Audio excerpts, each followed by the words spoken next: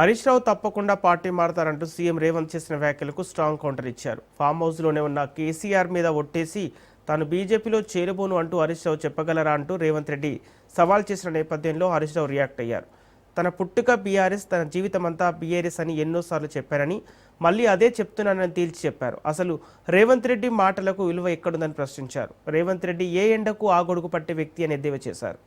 ఇప్పటికే పార్టీలు మారిన రేవంత్ రెడ్డికి తన గురించి మాట్లాడే అర్హత లేదని విమర్శించారు. విద్యుత్తు ఈ తెలంగాణ రాష్ట్ర రైతాంగానికి ఇస్తేనే ఓటు అడుగుతా అని చెప్పు దమ్ముంటే, లేకపోతే ఓటు అడగను అని చెప్పు నీకు దమ్ముంటే.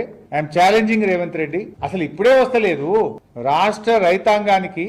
ఈ రోజు ఏ ఊరికన్నా పోదాం. ఈ మధ్య కాలంలో నేను నర్సాపూర్ సబ్ స్టేషన్ కి వెళ్ళినా, జహీరాబాద్ సబ్ స్టేషన్ కి వెళ్ళినా, సిద్దిపేటలో సబ్ స్టేషన్ కి వెళ్ళినా, ఎక్కడికి వెళ్ళినా రైతులకు ఈ రోజే 13 గంటలకు మించి కరెంట్ రావడం లేదు. 13 అవర్స్ కూడా కరెంట్ రావడం లేదు. ఈ రోజు నువ్వేదో 24 గంటల ఉచిత విద్యుత్తు ఇవ్వడానికి నేను ఆర్పీడీసీఎల్ పెడుతున్నా అని చెప్పినావు. నువ్వు వచ్చిన తర్వాత 24 గంటల ఉచిత విద్యుత్తుకు మంగళం పాడినావు.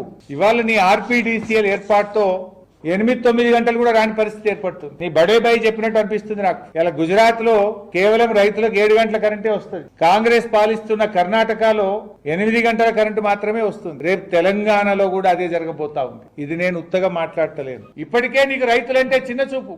రైతులను ఎరువులకు దూరం చేసినావు, రైతు బంధు పథకానికి దూరం చేసినావు, రుణమాఫీ ఎగబెట్టినావు, రైతు బీమా పథకానికి దూరం చేసినావు, వడ్లు కొనుగోలు చేయమంటే చుక్కలు చూపించినావు. ఇప్పుడు ఇంత కరెంటు కూడా రాకుండా చేస్తావా రేవంత్ రెడ్డి? ఇవాళ 2003 ఎలక్ట్రిసిటీ యాక్ట్ ఏం చెప్తుందంటే, ఏ డిస్కామ్ అయినా సరే ప్రజలు వినియోగదారులు కోరుకుంటే, వ్యవసాయ విద్యుత్ కనెక్షన్ అయినా, ఇంటికైనా, పరిశ్రమలకైనా ఎవరు కోరినా వినియోగదారుడికి తప్పకుండా కనెక్షన్ ఇవ్వాలని ఎలక్ట్రిసిటీ రెగ్యులేషన్ యాక్ట్ సెక్షన్ 43 స్పష్టంగా చెప్తుంది. నువ్వు రేపు ఎస్పీడీసీఎల్ కింద ఉన్న రైతు, నీకు నేను వ్యవసాయ విద్యుత్ కనెక్షన్ ఇయ్యా, నువ్వు రైతు డిస్కామ్ కిందకే పో అంటే హక్కు నీకు రాష్ట్ర ప్రభుత్వానికి లేదు, నీ ఈఆర్సీకి కూడా లేదు. అసలు 4 పార్టీలు మారింది. నువ్వు పూటకో పార్టీ మారి ఏ ఎండకు ఆ గొడుగు పట్టే రేవంత్ రెడ్డి నా గురించి మాట్లాడతాడా? నేను ఇప్పటికి 100 సార్లు చెప్పిన, నా జీవితం అంతా కేసీఆర్, నేను బతికున్నంత కాలం బీఆర్ఎస్ అని 100 సార్లు చెప్పినా, ఇంకా 100 సార్లు చెప్తా.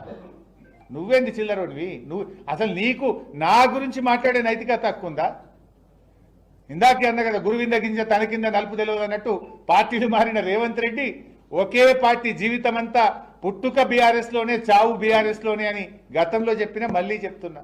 కొత్తగా చెప్పేదేముంది? నువ్వు పుట్టకో పార్టీ మారుతావు. ఇవాళ కూడా కాంగ్రెస్లో ఉన్నావు, మోడీ గారి పాట పాడుతున్నావు, బీజేపీ పాట పాడుతున్నావు. నువ్వు రేపేడు ఉంటావో తెలియని నువ్వు నా గురించి మాట్లాడేది? నైతికతకు, నిజాయితీకి నేను కట్టుబడి ఈ రాజకీయాల్లో పనిచేసిన, విలువలతో ఉన్నాం. నీకో విలువలే లేవు. నీకు అసలు నీ ఇంటి పేరు మార్చుకో. యనుమల రేవంత్ రెడ్డి కాదు, అబద్ధాల రేవంత్ రెడ్డివి నువ్వు. ఇది ఒక తుగ్లక్ చర్య. టీజీఆర్పీడీసీఎల్ అనేది ఒక తుగ్లక్ చర్య. ఎంత డబుల్ పని. ఇప్పుడు థెఫ్ట్ స్కీమ్ దాని కింద ఉంటారు, టీమ్స్ ఉంటాయి, అదేవిధంగా ఆడిట్ టీమ్స్ ఉంటాయి, స్టోర్స్ ఉంటాయి. ఇవన్నీ డబుల్ పెట్టాలి. దానికోటి దీనికోటి, దానికోటి దీనికోటి. ఇది ప్రజల మీద భారం, waste of public my funds. అదేవిధంగా రేవంత్ రెడ్డి గారు ఇదంతా అసలు ఎందుకు చేస్తున్నాడంటే, ప్రైవేటైజేషన్ చేయడానికి కుట్ర చేస్తున్నాడు. రేవంత్ రెడ్డి నేను డిమాండ్ చేస్తున్నా, నువ్వు అసెంబ్లీ పెట్టు, దీని మీద చర్చ పెట్టు. Come on, let us call for the assembly. రాష్ట్రంలో 70-80 లక్షల మంది రైతులకు సంబంధించిన ప్రధానమైన సమస్య మీద నువ్వు అసెంబ్లీ పెట్టకుండా ఎందుకు చర్య తీసుకుంటున్నావు? ఎందుకు నిర్ణయం తీసుకుంటున్నావు? అసెంబ్లీ పెట్టి